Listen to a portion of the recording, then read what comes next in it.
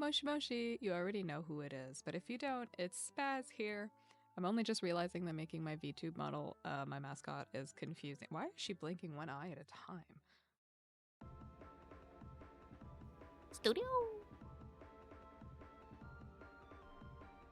For starters, if my speech sounds a little stilted, it's most likely the tism, so you'll have to forgive me for that, sorry. But I did want to talk a little bit about me, because I don't really talk about me, but here I am, I'm me. So the long story short is, you'll probably notice that a lot of the time when I'm donating money from commissions or I'm fundraising with my audience, I give a lot of the money to like DV shelters or associations that have resources for gay kids or homeless kids, cancer patient resource groups, obviously. And the reason is, without going too much into specifics, I'm a survivor of really intense DV. My life was a nightmare. I didn't have a childhood, and my brain is a Swiss cheese. The only things really that remain and that were salvageable from any point in my life as a young person, it was art, and it was specifically weeb shit. This is gonna sound so dramatic, but it's true. And I'm sure a lot of other people feel this way too. I think without anime and manga and Vocaloid and weeb everything, just weeb culture and fandom and cosplay and all of the rest of it, there would have been no outlet. And I think that I wouldn't be here right now. I'm not trying to get demonetized on day one, so like, I think you know what I mean. Wink. But I don't think I would still be here without those things. Those things got me through really intense bullying. I was a very lonely kid. They helped me to understand my sexuality when I realized that I was not straight in an extremely homophobic family. They helped me realize and come to terms with mental problems that arose from DV. They helped me contextualize the things that happened to me in a house with alcoholics, in a really low income ghetto, in a family really teetering on the line of the poverty line. It made me realize that those things weren't okay, and it allowed me to create fictional stories to be able to interpret my very real feelings about them. And I know I'm probably preaching to the choir.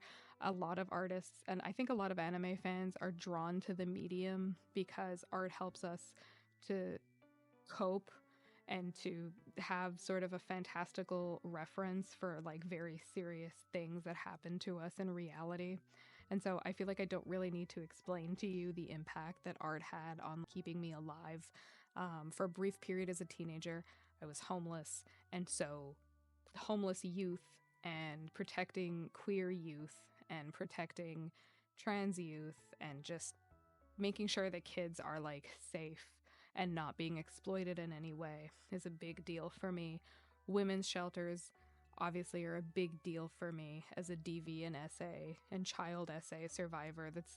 I really do wish that the province where I lived, I'm Canadian, but I wish that the province where I lived had more resources for people that are at risk, because we are out there and a lot of us feel more comfortable on the street, literally sleeping on a park bench, than we do in the foster care system or we do at home. And I think it's bad. It's bad and it's concerning. So the fact that we were able this year to gather things to donate to a DV shelter is a really big deal for me personally. So I feel like if we went into really specifics, we'd be here all day.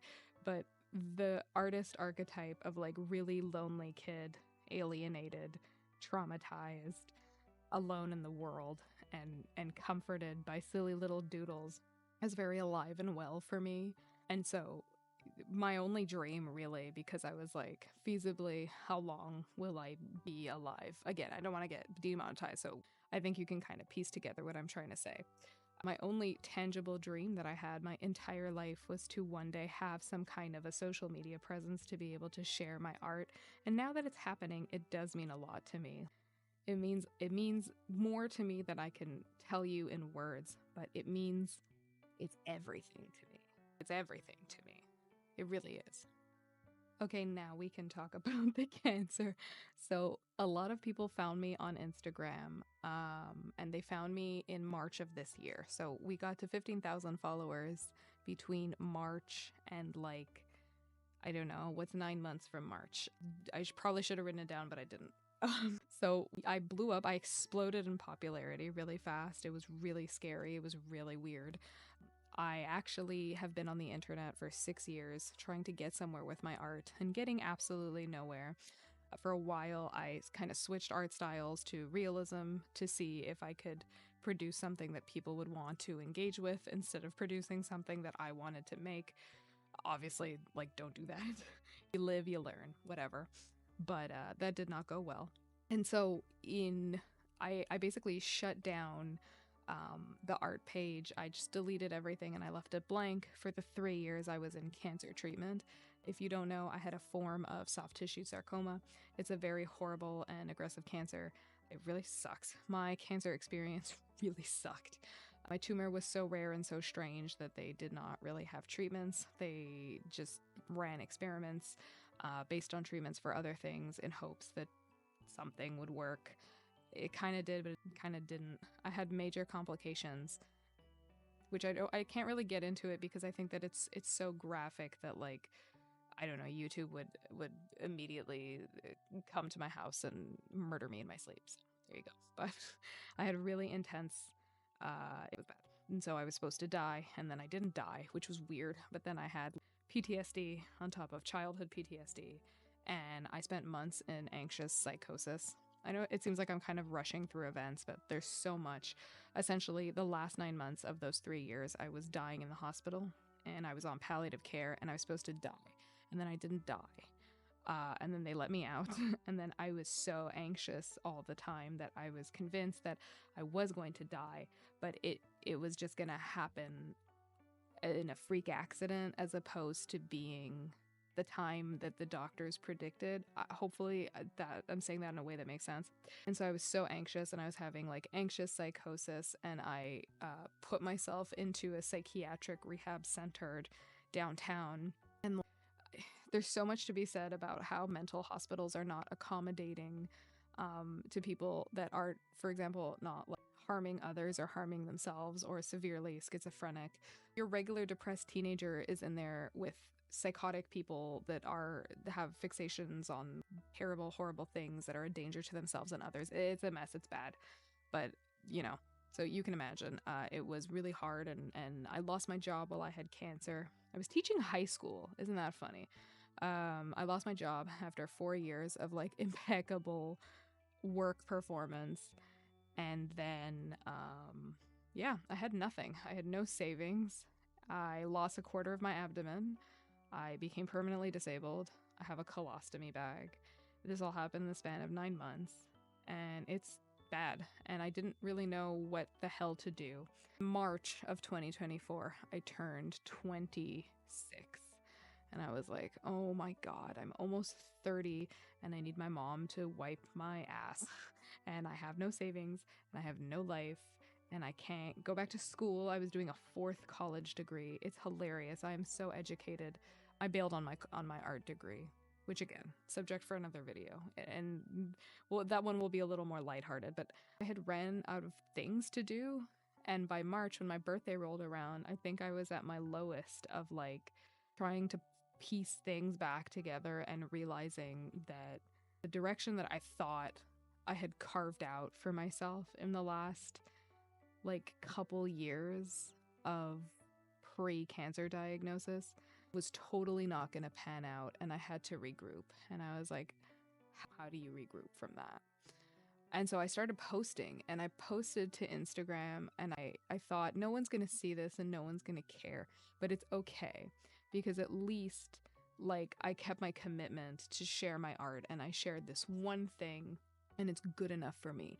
And all of a sudden people saw it and then I kept posting, and then people kept seeing stuff, and then people found me on other platforms, and before I knew it I had like 10K followers in the span of like 2 months, which is crazy. But I was like, oh my God, finally, like something, you know, for me. So as you can imagine, I lost my mind. And like, if you've been following me this whole time, oh my God, you deserve a reward. I'm so sorry you've had to see the ups and downs of Spazzatic Studio. And yeah, that's how you pronounce it. It's not Spaz Attack Studio. It is in fact Spazzatic Studio. Isn't that hilarious?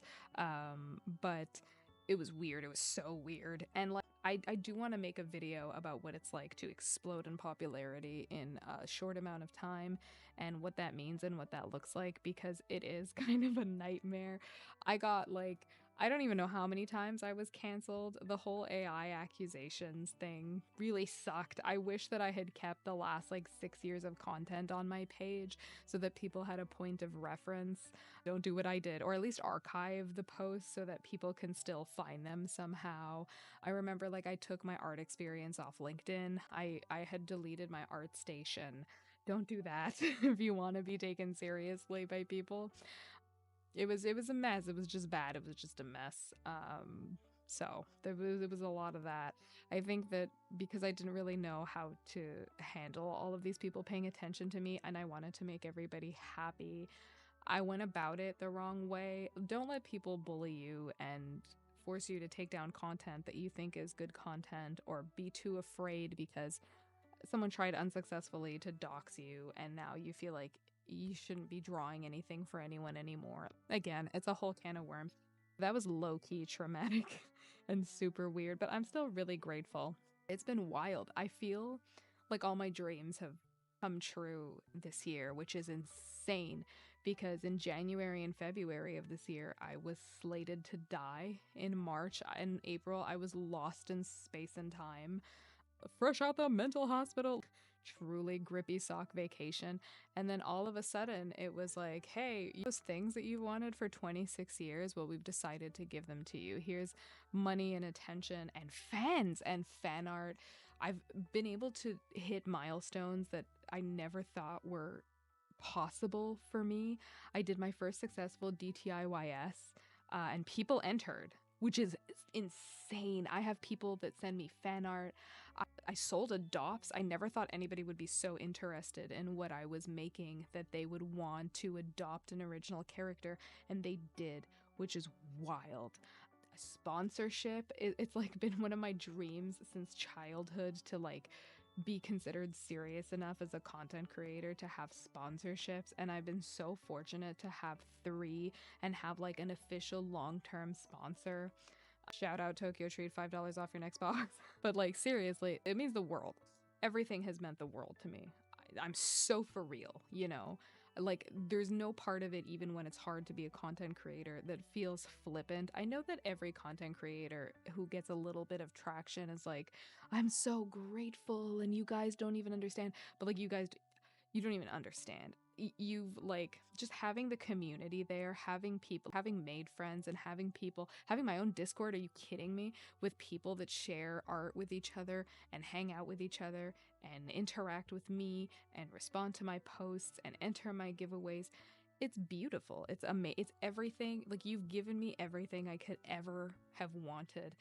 If I were to get cancer again tomorrow and they said, well, you're going to be dead in a week and a half, I'd be like, you know what though? I got what I wanted, so it's okay. Really, I can't thank you in a way that is stronger than that. I can croak tomorrow and it'll be fine. Even by just watching this YouTube video, even if there's one person that sees this video through to the end, that's enough for me to be like, yeah, okay. I did it. I set out to do what I wanted to do and I did it. It's crazy. It's a crazy feeling, and I could not have done it again without the people. There's the people on Instagram, the people on TikTok, the people on Twitter when I had Twitter, the people, my moodies, I love you, my patrons, my whoever is watching this and you're still listening to me ramble, oh my god, you deserve a gold star. Here's a gold star just for you. But like, wow. So where does that leave us? Like I was saying, this is my life's purpose, even though I have a day job, whatever. This is my life's purpose. I'm so happy to be here. I'm so happy that you're here. I have so many ideas for YouTube videos. I feel like there's so much I want to say, And as somebody who has a cancer that has a tendency to come back and can do away with you literally at any time. And like I'm chronically ill. I have another degenerative disease that makes my life a misery. So yeah, I could go at any time. But I feel like I have so much to say with the little amount of time that I have, and inevitably the little amount of time that I will have left on Earth. And I wanted to thank everybody for sharing in that time with me, for being here, even if you feel like your impact means nothing and you're just like, well, even if I like this video, is she gonna see it? Is she gonna notice? Oh yeah, baby. I see it. I stalk your page. I note it in my brain files. BigChungus101 at hotmail.com. Like this video. It means everything to me. You mean everything to me. Literally you. I'm talking to you specifically. You mean everything to me. Really and truly. Why am I blinking one eye at a time? I'm a lizard. There we go. There's some spastic girl canon lore. She's a lizard, a secret lizard. Anyways, with that having been said, I do want to go over some of our big notable achievements this year. This year we gave money to Mermaids. Mermaids is a great UK charity that I've been donating to for years. We gave them some money via selling $10 sketches to give resources and education to trans kids and their families, which I'm so happy about. We also obviously donated things to Shahzaib, the DV shelter. They provide care and shelter and dignity and services and healthcare and like literally everything under the sun to women in precarious situations or who are facing homelessness.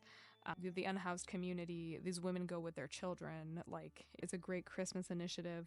We made care packages for AYA cancer patients. So that's basically teenage and young adult cancer patients in my local area. We made 15 bags thanks to all of your donations. And donations are still, it's currently the 14th of December when I'm filming this. And we still have things rolling in. I added a bunch of nausea relief and car sickness relief patches. We had some nice skincare under eye patches. I have ginger candy chews coming in on Tuesday from somebody else to include. We've really, like, you know, I'm not a Catholic or whatever, but we're doing the Lord's work. So it means a lot to me as a cancer patient who had like next to no resources because of the rareness of the type of tumor I had. Like, I had nothing at my disposal except for this cancer community center that had free resources, and they saved my butt. And so I'm so happy to give back to them and to give back to the patients that are starting chemo or mid chemo or just freshly diagnosed or at the end of their cancer journey, whatever it is. Thank you so much for that. We've done a lot of good work this year. We're going to have a UNHCR stream this year as well. So we're gonna have done that for Spasmus. Again, it's the 14th, so I don't really know how much money we'll have made at this point. I'll put it on screen now. Okay. But thank you all for tuning in. We did the big old raffle of the year for Doctors Without Borders in, I think you know where. Wink. Rhymes with Galistine. But, you know, we also did the big old raffle of the year, which I'm so happy about. Thank you to the vendors. Thank you to the people who purchased things. Thank you to literally everybody who shared posts and liked the posts and engaged with the material. Thank you to the IRL vendors who met me at Otakuthon in Montreal so that we could talk about organizing prizes. We raised a good amount of money, which I will also put on screen right now. But we raised a good amount of money and we did good as a community. We did some really good things for people in need this year. And obviously you guys kept me afloat for 9 months after being laid off with cancer so that I could find a job. So thank you to literally everybody who commissioned me. Oh my God, I did so many commissions this year. I am so tired. And I think that by the end of Spasmus, I'm going to be so burnt out. It's not even funny. I got my art into a physical store. That is also thanks to you guys. Thank you for voting for me for the Kaizen Manga Cafe art contest. Holy balls. It is my biggest like achievement, I think, to date. Again, more childhood bucket list items being checked off here. Having my art in a brick and mortar store. I can't wait to table at my first event, so look forward to that in 2025. I love you.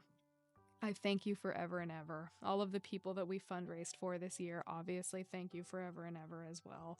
And yeah, you guys are shrimply the best. So I said that we would have a Q&A. So these are user submitted questions from Instagram, and I will do my best to answer thoroughly because I am a yapper at heart. So the first question is, how did you learn how to do art? I was pretty lucky, actually. I would attribute most of my artistic development to having a neighbor who was a professional artist. And I think the reason that I wanted to be named like something studio is because when he used to answer his phone, he used to answer the phone by going studio. And so I grew up hearing him answer the phone studio. And like literally his studio, okay, was like like the way that his house was when you would walk in, it was just one giant hallway, and he had like just shoved a bunch of like desks and computer. They had like 4 computers and stuff along that wall. And that was his like base of operations. It was crazy. I used to hang out with his kids. And yeah, but every time I would go over there, I was like, I don't want to hang out with these kids. I want to hang out with this guy. He gave me a lot of material to work with. He was the only adult that ever encouraged me. Him and my art teacher, who was my art teacher from elementary school to high school, were the only adults in my life that had any appreciation for like my talent, or they thought that I had talent and they wanted to see it get better and better, which was very touching because they were the only ones I think in my life who did that for me. And so he used to give me like Marvel books and DC comic books, like the drawing guides, and he would give me art supplies, and a lot of it really is thanks to him. I still talk to him to this day. I'm not really friends with his kids anymore. I think I'm just really friends like with him. Without him, it would not have been possible. I don't think there would have been anybody else in my life that would have like helped me. So shout out him. When I got into, so like I was always drawing. I was born drawing. When I was 4 years old, I used to make my own like MLP books, which is so funny, with like original characters, and I had a big imagination. And like we talked about at the beginning of the video, that's all I had. I didn't have like nurturing or a lot of friends or like a strong family connection or anybody that took care of me. I took care of myself. And so part of that was I had a big imagination because it helped me to deal with the absolute shit show that was my life. Like my slogan is get weird because get weird. You know what I mean? Don't shy away from your interests. Go in the direction of your interests and you will improve. So like I had that guy to help me, but really I always went in search of things that I liked. I only consumed content and media that I liked.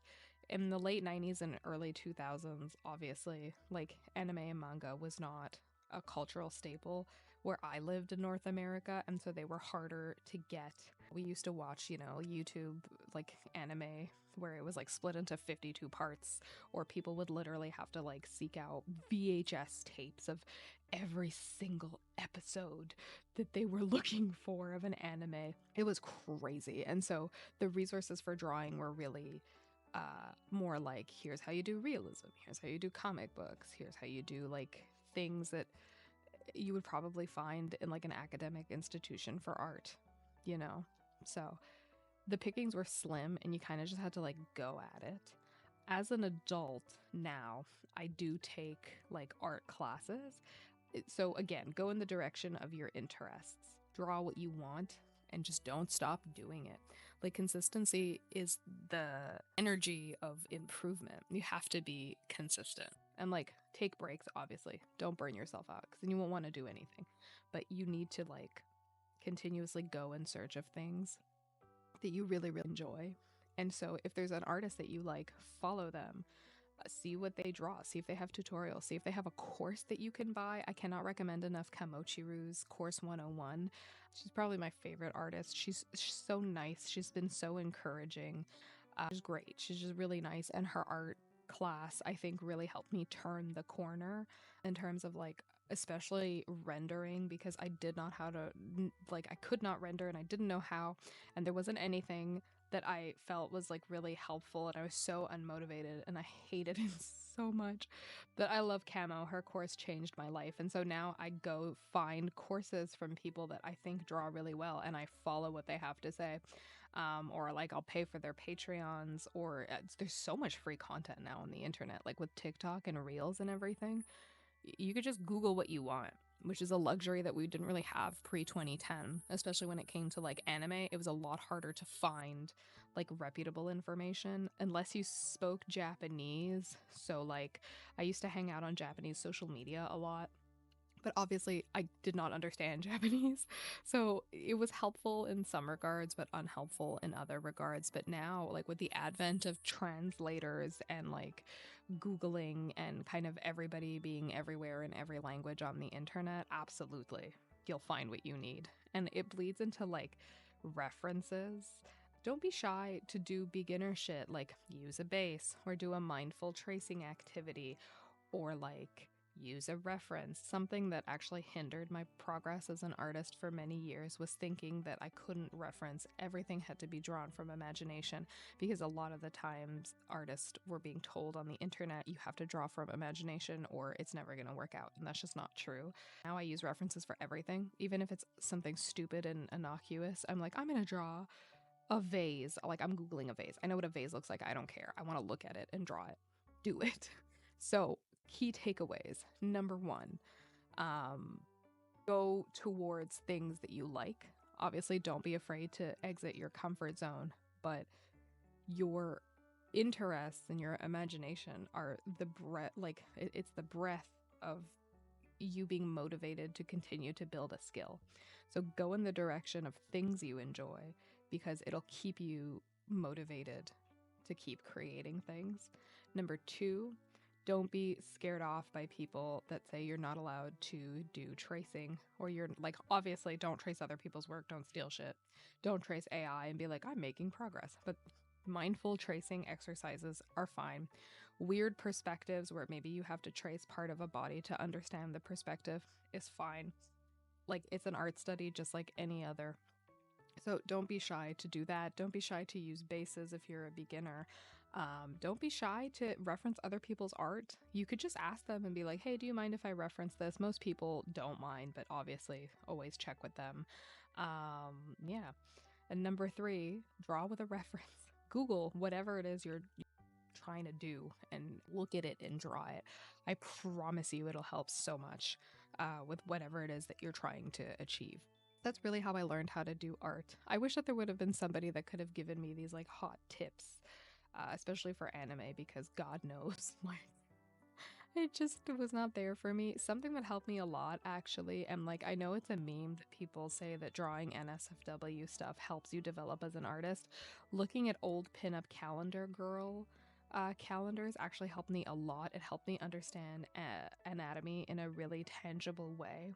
And like, Jesus, my realism on paper still slaps to this day. So definitely, like, don't be shy to to do that. There's a really great book actually that I'll link in the description, specifically, that helped me a lot, because there's a lot of like wacky poses and whatnot that can be used to understand, especially like musculature and body fat distribution in female bodies. And I'm also a big fan of 50 Manga Babes to Paint and Draw. I will link that below as well. It's a good book. I wouldn't say that it really had a hand in like determining my style, but I will say that it helped me to understand the industry norms of how anime and manga is drawn. And like during that kind of period of time, it was really Photoshop for everything. And so now you have all of these different digital avenues for making art. And like, obviously my favorite is Procreate. I've tried many, many, many different ones, and Procreate for me still reigns supreme. And I think it's because it is as close as you can get, in my opinion, to Photoshop, but with easier to understand controls. So, but it really helped me learning early on what certain tools did. I don't think that it's required reading now because, again, the times have changed. And yeah, I don't think that necessarily you're going to get anything special out of that book. But it is a good little reference point, and I think it's just a nice book. It's just a nice piece of history to have, so maybe that'll tickle your pickle. And the last thing, and I will put my favorite artists in the description, look for styles that resonate with you. I know that in an age now where everything has to be aestheticized and everybody has to act and look and dress and draw according to their aesthetic, it seems overwhelming to do like something that maybe you think, oh, I don't know if I want this to be my trade work style. Just try everything, dude. Like literally try everything. If you're looking at jelly style this week and you're like, I don't want to do this, do that. If you're looking at furries next week and you're like, I don't want to do that, dude. I find hot new artists to like follow and obsess over all the time, and I love them and they're my favorite. And yeah, I'm always finding new ones. I still frequent the Japanese social media, especially now that things can be translated with such ease, like auto Google Translate and stuff. I do still hang out on like Pixiv and follow like Japanese. Well, I don't have Twitter anymore, but at the time, like Twitter and like Instagram and Pinterest and see what they're up to, because like nowhere better to go than the source, am I right? But yeah, I'm into, and this AI is such a difficult topic because I think that it like evokes really strong feelings in people, and it's a more nuanced conversation than just saying, oh well, it's good or it's bad. There's things that are good, there's things that are bad. The application of AI, the debate around it feels a lot like in the early kind of 2000 and into the 2010s, where all of these different things like bases or whatever tracing were seen as like, oh my god, so unacceptable. And then as time went on, attitudes softened and it was like, well, this facet of it maybe is unacceptable, but this facet of it is not. And eventually I'll make kind of a video like looking at the current state of AI, and especially at industry norms, because like I do work in the design field in my day job, and there's a huge prevalence of AI. Some of it is helpful, some of it is not. You know, the ethics, like there's a lot to there's so much to talk about. I will say, because I grew up in the Y2K anime era, and a lot of the Y2K motifs have bled into my work. I find that the fuzzy kind of dreaminess of AI lends itself to that aesthetic. It produces, I think, art where when you look at it, you find yourself doing like double and triple takes because it's almost like you're seeing it through like frosted glass. Like you think you're seeing what you're seeing, but like you are and you're also not, if that makes sense. I think that that's really fun. And so I, especially lately, have been finding new techniques to employ in my rendering that add an even weirder, stranger, dream-like, unclear quality to the work. And like, I know what you're thinking. I'm not doing myself any favors beating the AI allegations, Lamau. But like, that is, I don't know. It just tickles my pickle. What can I say? I just like it. It's such a freaky, like, it's so weird and I love it. So I'll give you an example. Like, I do a clipping mask over my line art and then I recolor it, always in a dark red because that is my trademark. Lately, I've started so copying my line art and then clipping mask and recoloring as usual. And then under that, I will copy my line art and then put a clipping mask, and then I'll pick another color. So let's say I've got like a lot of blues in my composition. I'll do like yellow or purple, and then I will Gaussian blur it to like 4%. So it literally looks like an ink blowout. So you have one layer of recolored line art. It's just line art. And then you have an underlayer of like blurry, weird, hazy, kind of melty line art. I also have started putting these like weird, I don't like extra kind of like little balls and stuff on the line art. Like again, almost like a computer is trying to make a line, but it doesn't register as a line, and so it's coming out like weird and drippy, like there's ink that's dripping. And I find it so fun. I'm a big fan of multimedia. I'm a big fan of textures, and so like AI inexplicably textures make no goddamn sense. And I love that. I love that because I love texture. I love textured brushes. I love using like textures on clothes. So you'll notice, for example, like if I'm drawing a beret, I'll overlay like a knit texture. I like textures. I like multimedia projects, especially like in my day-to-day life. I love to collage, so all of those things I try to bring into digital art, and I think it's so fun. So again, go in the direction of things that you like, go in the direction of things that seem visually appealing, and just do your best to copy them. I mean, the worst case is you won't copy them, but at least maybe you'll have learned a couple of things about what you're trying to recreate. Like, that's really the worst case. Progress takes time. It takes a lot of time, and it takes a lot of dedication, and it takes a lot of um dedication to continuing. Is the word continuity? You could tell that this part of the video is absolutely not scripted. It takes time, and so if you notice that you're doing like your third, your fourth, your fifth, your sixth attempt and it's not looking how you want, don't think that it's because you're not making any progress and because everything sucks. It's just the nature of art. The art landscape is constantly changing. The industry norms are constantly changing. With the advent of social media, it's just going to keep changing more and more. And so don't be hard on yourself if it's not looking like your favorite artist's art 100% of the time. It'll maybe look like what you're going for 2% of the time, and the rest of it is literally just a learning experience. So there you go. That was a lot of yapping, so we'll get on to less involved questions. The next one is, do I have a favorite Marvel character? I grew up on Marvel and then I got really into DC. If you've seen the reel I made where it's like old college art and it's literally all just iterations of Harley Quinn, I got like really into it. Around the time that the Suicide Squad movie came out, I think is when I like put a pin in it because I was like, okay, I'm done here. I don't think there's anything else that really needs to be said. I think we're done.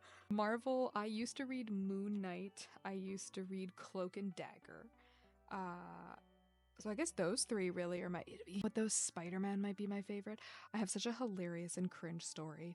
When I was like really, really, really, really young, I used to wake up in the morning and throw myself at my wall to see if I stuck to it, because I was like, maybe with enough determination, I will become Spider-Man. So that's a hilarious little gift from me to you. The next question is, what inspires my compositions? How do I do the artwork? And how do I arrange poses? That's a really good question, and I'll be so for real with you. It's Camo.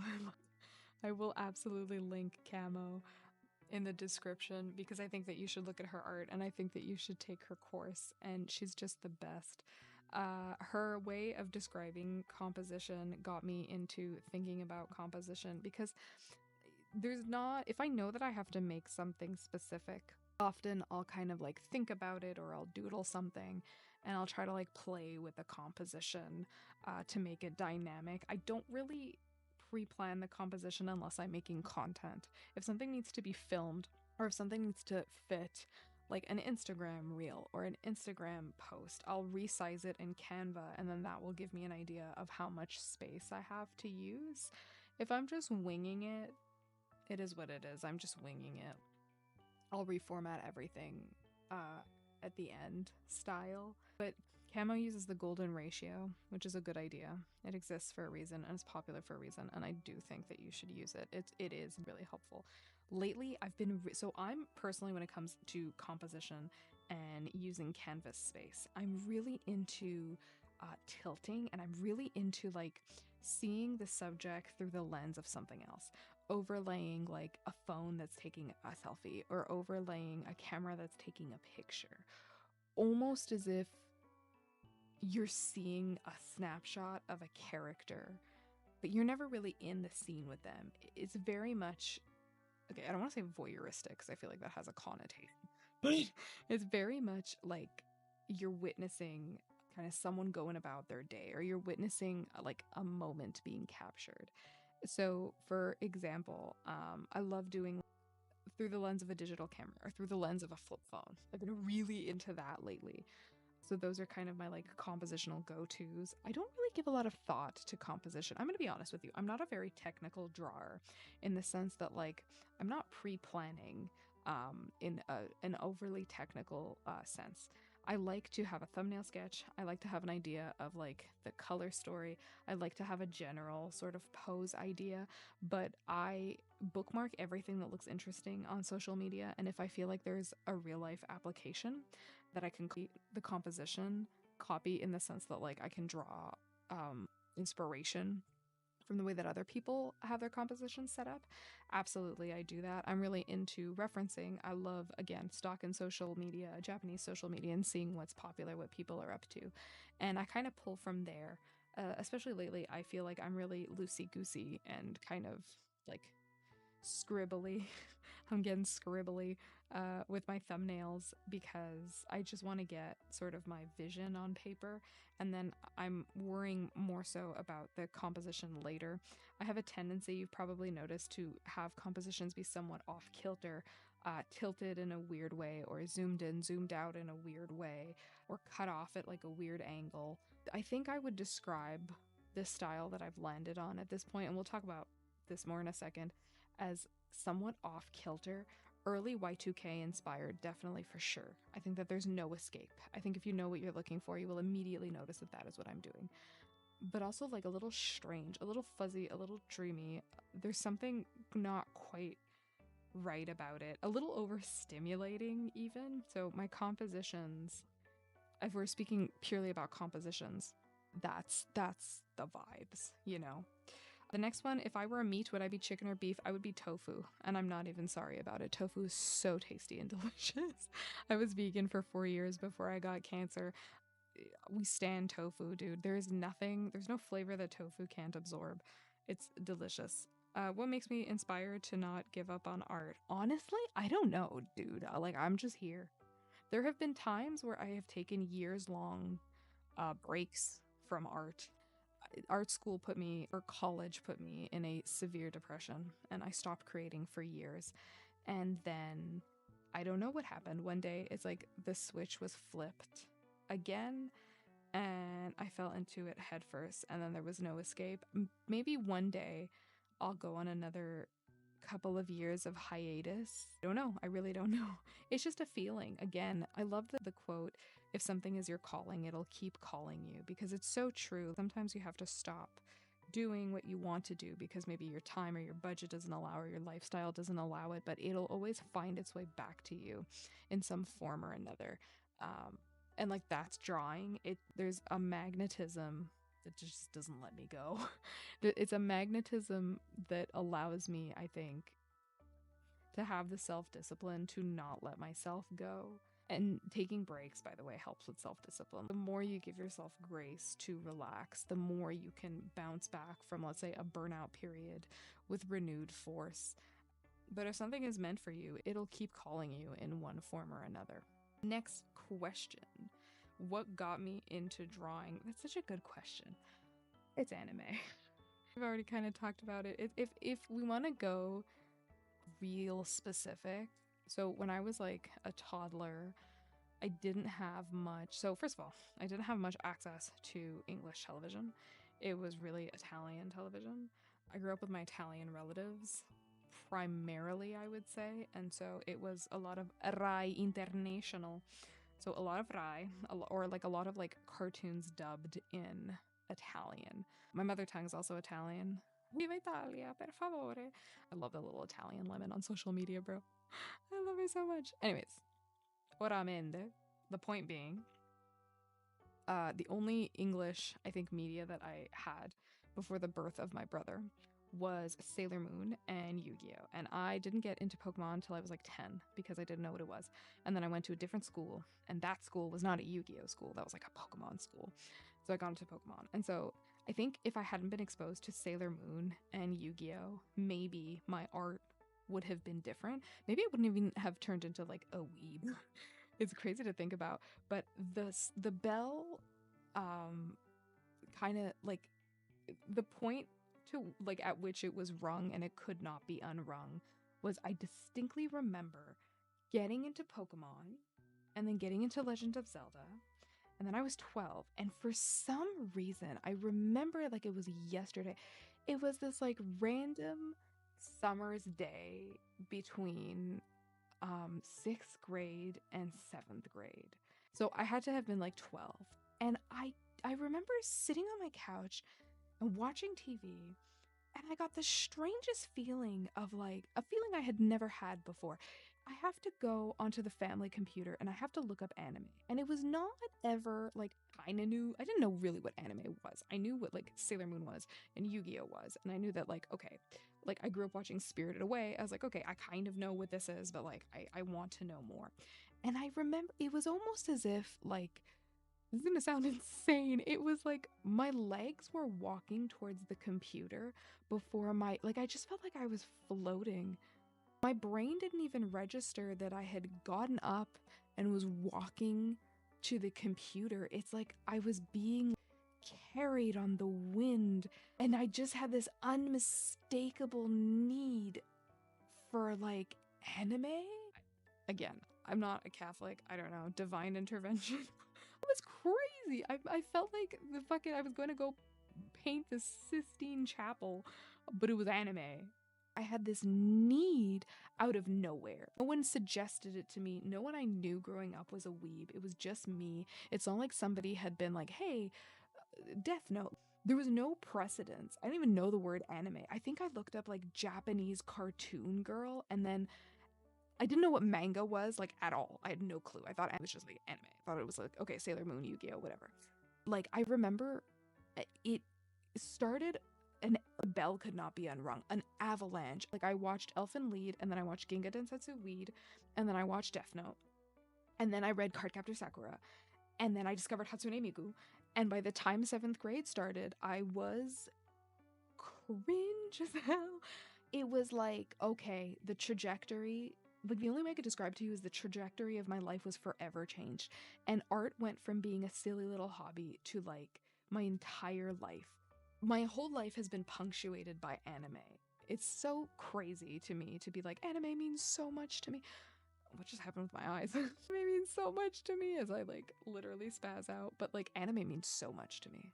Anime kept me from unaliving myself. Anime was my friend. Anime was my companion. Anime was my puberty awakening. I hate saying that aloud. You literally hear me squirming in my chair. I'm like so uncomfortable admitting that. But like anime was my everything. And I remember that day, I swear to God, it's like I had become possessed by the spirit of a weeb. And I just couldn't stop. And it has been nonstop ever since. If you ask me my one personality trait that I have never, like it's never gone away, it's being a weeb, dude. I was a weeb when I was a fucking baby watching Sailor Moon. I am a weeb now at almost 30 years old. And I will die a huge, unapologetic weeb. So that's my crazy story about that. Next question, do I like alcohol? And if so, what is my fave? I do not like alcohol because I grew up with alcoholics. So I was always too afraid to try alcohol or like cigarettes or drugs. I've never done a weed, which is crazy to people, but like I've never really done anything interesting. I don't even drink caffeine. I don't drink soda. I won't drink anything with caffeine in it. It's mostly because I have a heart problem. My heart will explode. I'm really a boring person, I think, at heart. What is my favorite anime in terms of art style? This one is an interesting question because this question is kind of predicated on like, the follow-up to this question is what like anime do you look at or do you watch that makes you say, wow, anime like looks so good? And it's interesting because I'm gonna leave my favorite artists in the description. If you are familiar with 14 Mountain, that's his Instagram handle. He wrote Innocent Rouge. Innocent is like one of my favorite mangas I've ever written. Obsessed. I love his art style. Oh my God, it's amazing. Do I want to draw like that? No. Would I want to draw like that? No. Do I want my art to look like that? No. And it's interesting because the people that inspire me the most are people whose art styles I do not wish to emulate. So for example, I love Camo. Do I want to draw like Camo? No. Not at all. Absolutely not. And you can argue that like some of my art has a camo-ness to it, and I would agree with you that it does. And I think it's just because I consume so much of her content in every way, shape, and form that I think it's sort of inevitable.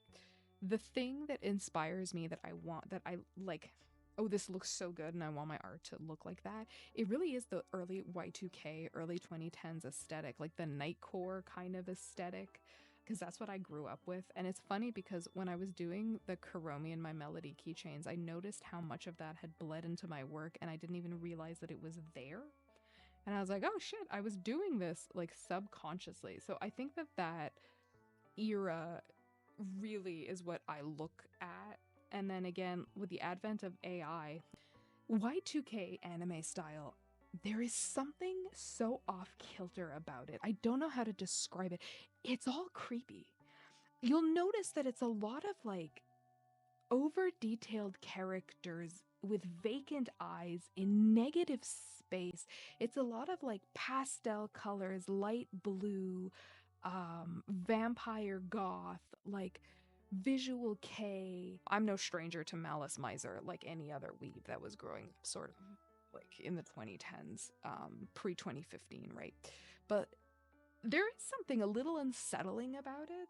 And I think that my like love of the weird uncanny feel of AI is rooted in that this is cute, but there is also something a little wrong with it.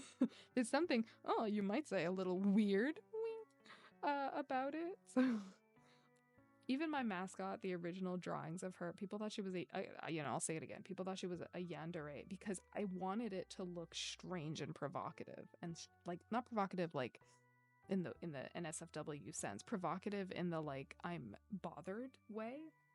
So I think that that is a concept, even though I don't know why my art style is so cute. I did not plan this. It just, I truly, really, genuinely, I don't know how we got here, but like, it gets even more decora every single passing day, and it's like overstimulation, the artwork, but there is also something weird and uncanny. And I think that the reason that people think that I am like AI tracing or whatever is because it's uncanny, but like uncanny is what I'm going for. So hopefully that makes sense.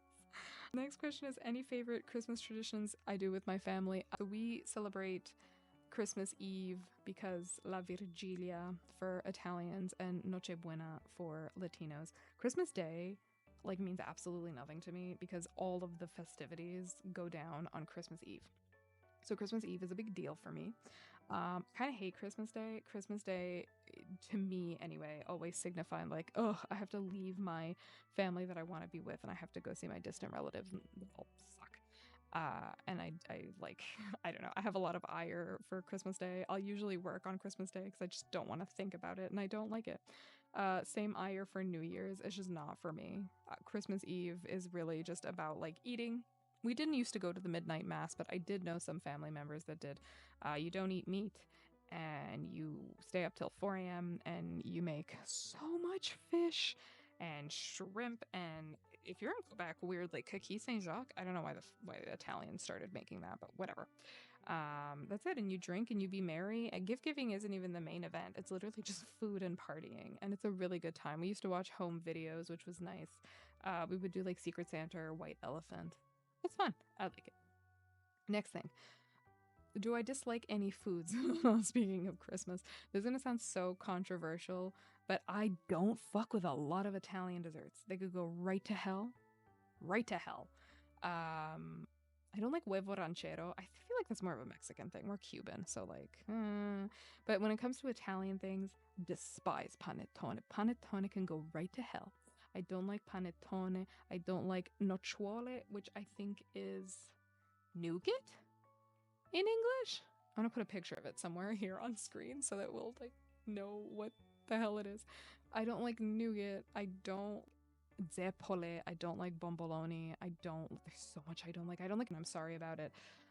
They're gross and nasty, and I hate them actually. And I'll tell you exactly what it is. There is a certain baking powder that goes into Italian dough that gives it a taste that to me makes me physically sick. And if I smell it baking, Like, I used to leave the house when they would bake zeppole. There's something in the dough.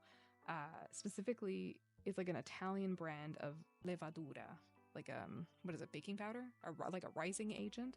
It disgusts me. I can't fuck with it. I'm sorry, Italians. Like, we grew up literally eating whole birds and eating like brain and eating like tongue and eyeballs and stuff. Ossobuco, sucking the bone marrow out of the bone. Delicious. Give me a slice of panettone, I will punch you in the face. It's disgusting. I hate it. Okay, next question. What do I enjoy doing the most in my free time? I like to learn. I'm big on learning. I like to read. The only fiction I read is gothic horror, or I'll do the classics. I'll do Dracula. I hate H.P. Lovecraft, and like, oh my god, we could go on and on.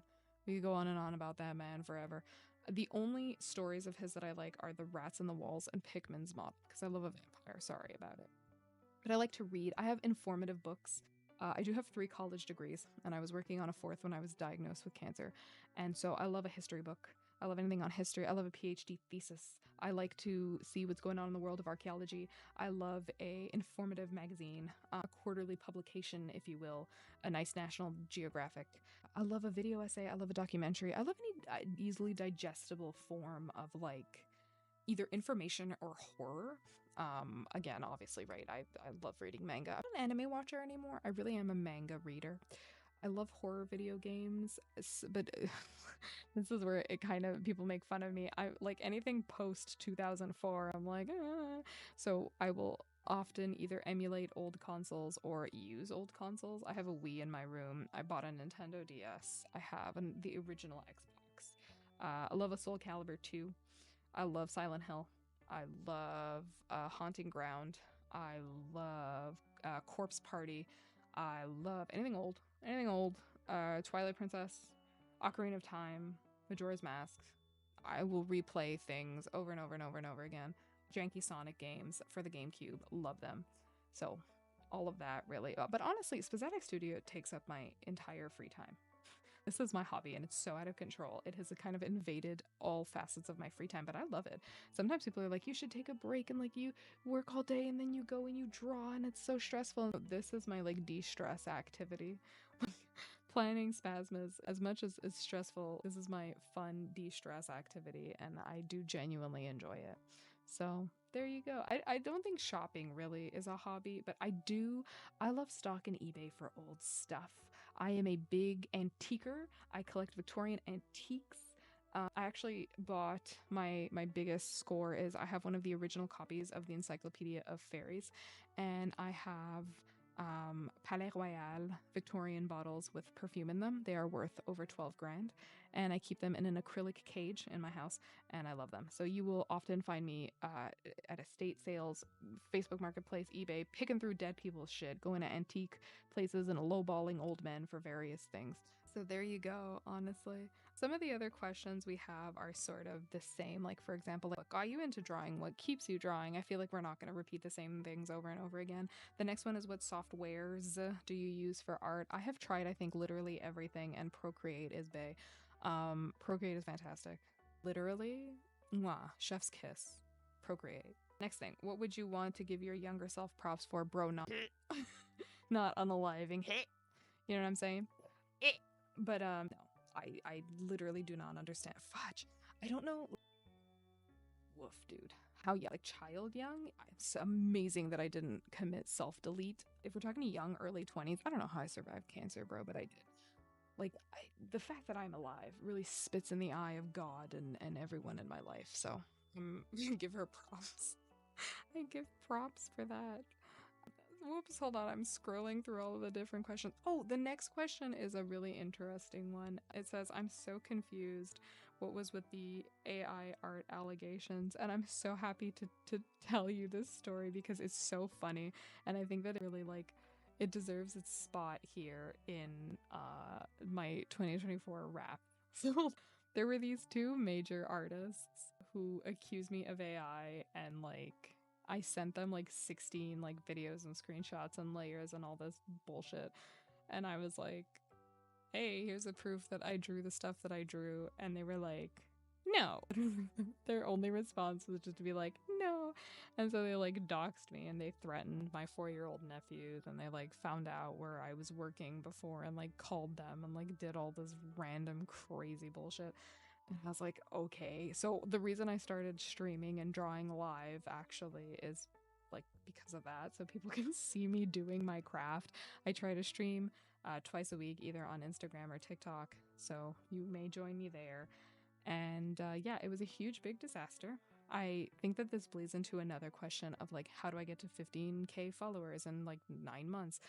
You don't want to. I'm going to be so for real with you. It's just not something you want to do.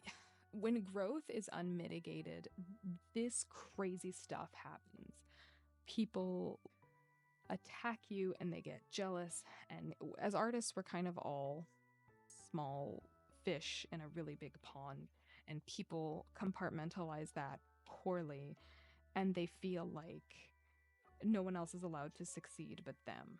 And so it leads to this like intense competition where everything is a mess and a disaster.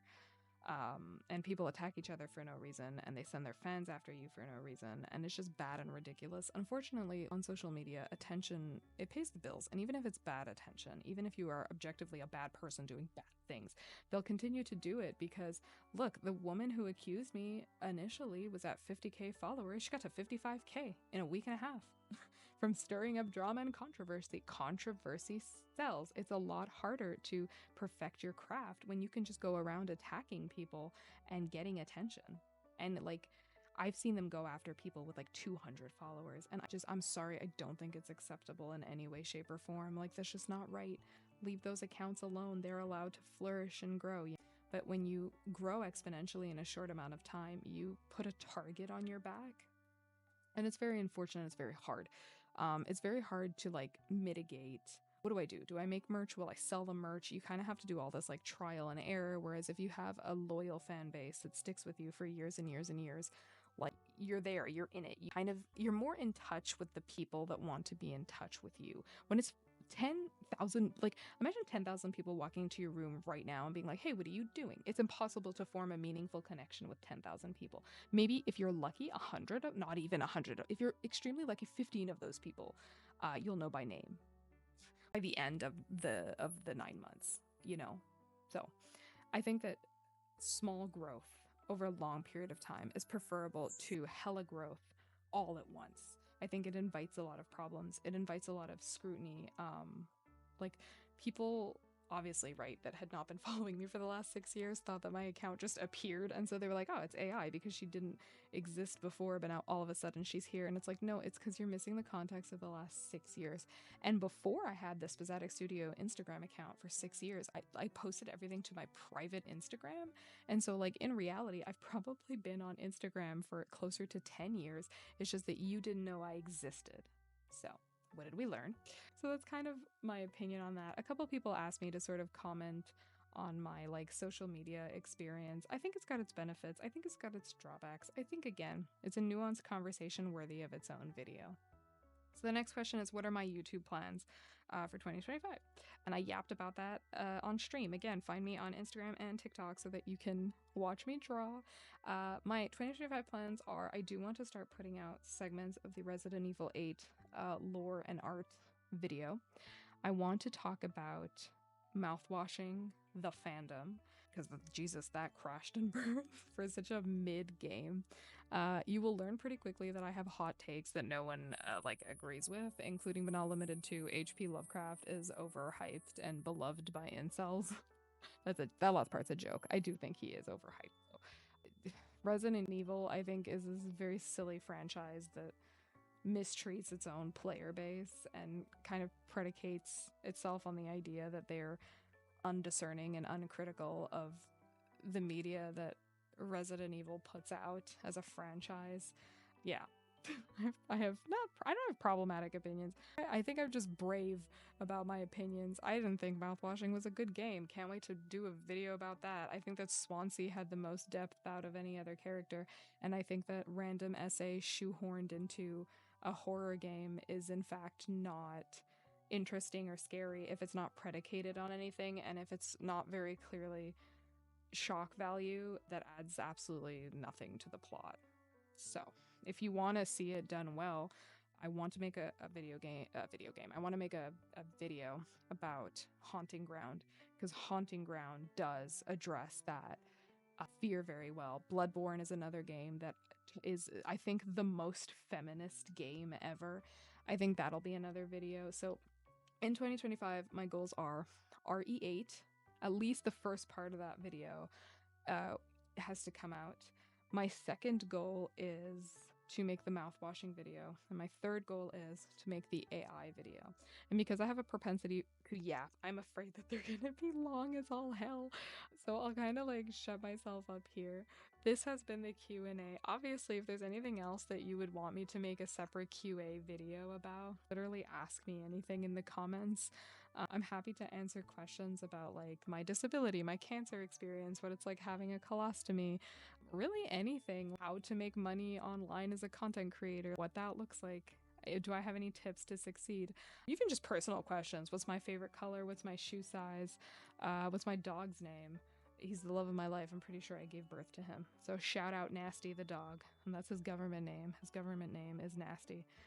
Well, friendos, this brings us to the end of our video today. I really sincerely hope that you enjoyed it. I hope that you can feel the intensity of my thankfulness and love for you through the screen. I hope that you come away feeling a little more inspired. And if you're a young person in a vulnerable situation, I hope you know that we do get better and we do recover and life does improve and your art is not cringe or weird. You are unique, okay? You're not cringe and weird and strange and on the fringes of society because nobody wants you. You are welcome here to be as weird as you possibly can get. My motto is stay weird, and we keep it weird and cringe, yet free. So never lose hope and know that myself and the community we root for you all the time.